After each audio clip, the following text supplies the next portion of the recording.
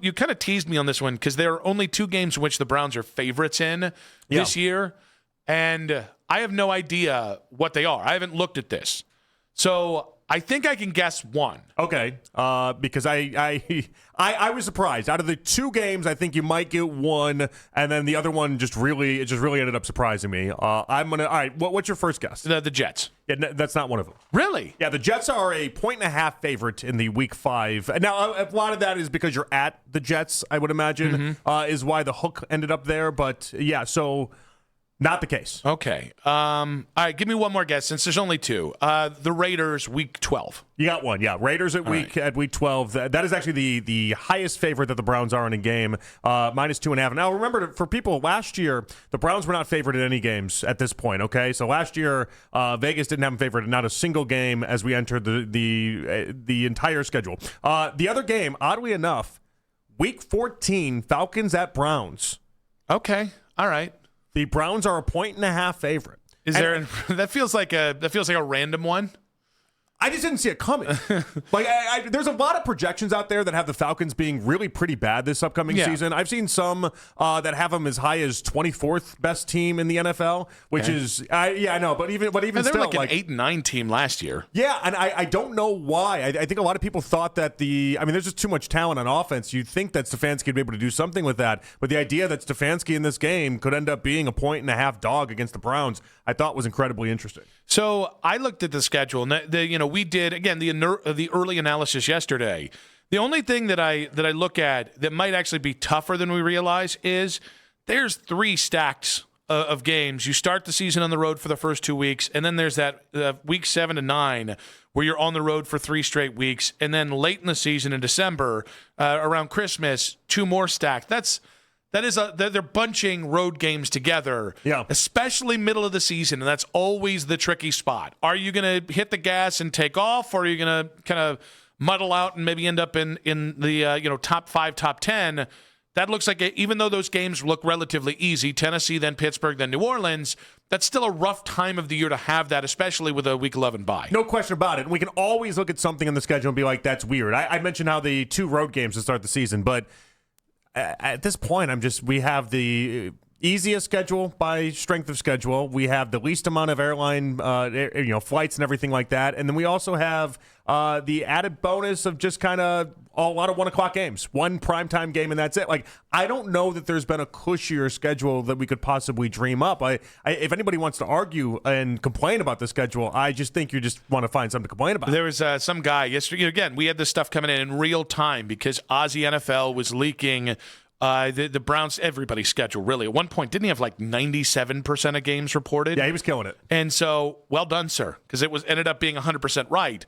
So he wasn't lying, and we're very appreciative of that because we would have looked like a-holes. Actually, it would have been funnier for me if we were just completely wrong. It would have actually been really funny, too. It was like, and because the first one was Jacksonville, which we spent the show talking about. And then we could have had a whole new, hey, this has actually happened. Yeah. But that got burned. It is what it is. But there was somebody that, you made the point about starting on the road for the first 2 weeks.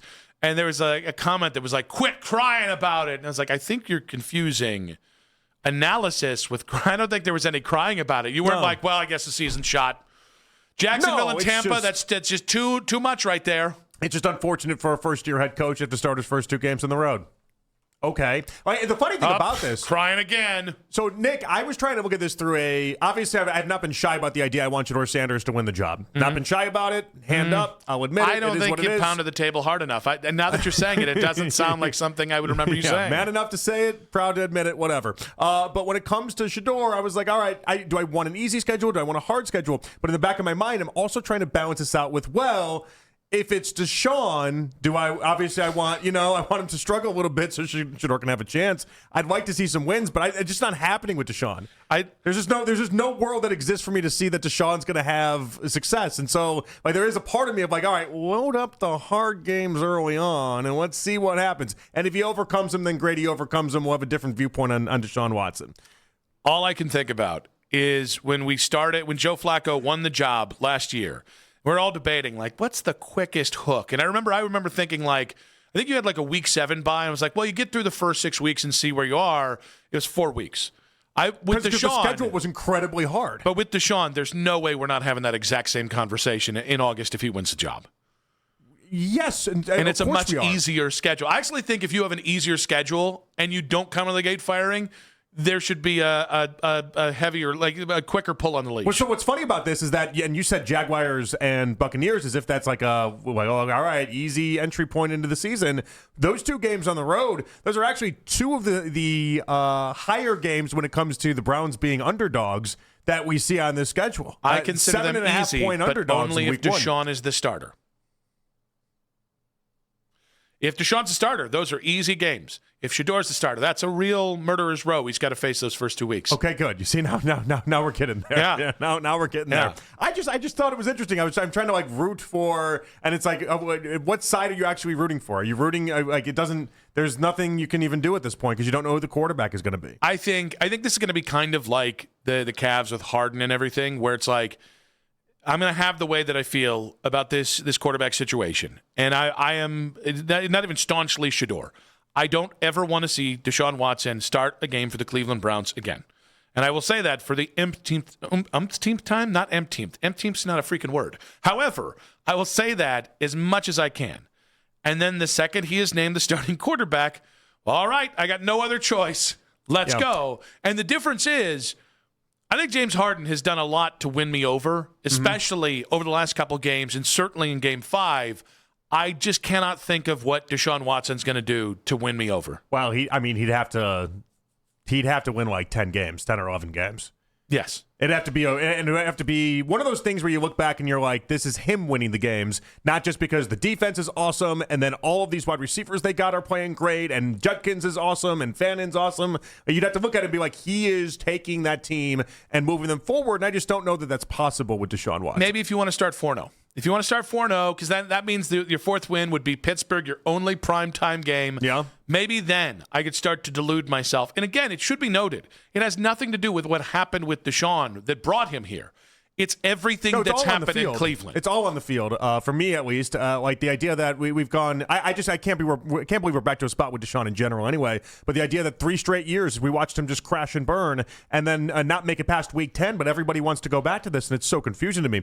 The spread on Jacksonville is the highest spread, obviously not in favor for the Browns, that the Browns would take on until week 16 against the Ravens. Is it the highest week 1 spread? No, it's second highest. Who's the first? I looked at it earlier. There's another game that's on me. Worse. I shouldn't have put you on the spot like that. But the point is, 7.5 points is a lot week 1. I said this yesterday. That's just putting a lot of faith in a Jacksonville team. The next time they have back-to-back really good seasons will be the first time in a very long time. The highest spread week 1 is Cardinals at Chargers. That is a 10.5 point spread. I mean, that is 10.5. I mean, you should take it, but you should definitely not take the Cardinals and the points. But that is okay. So good God, that's an insane amount of points for week 1. It's an insane amount of points. Vegas loves this Chargers team, though. And they must hate this Cardinals team. They do. Yeah. They do. Very understandable on the Cardinals side of things. We're kind of iffy on why they love the Chargers so much, but that is what it is.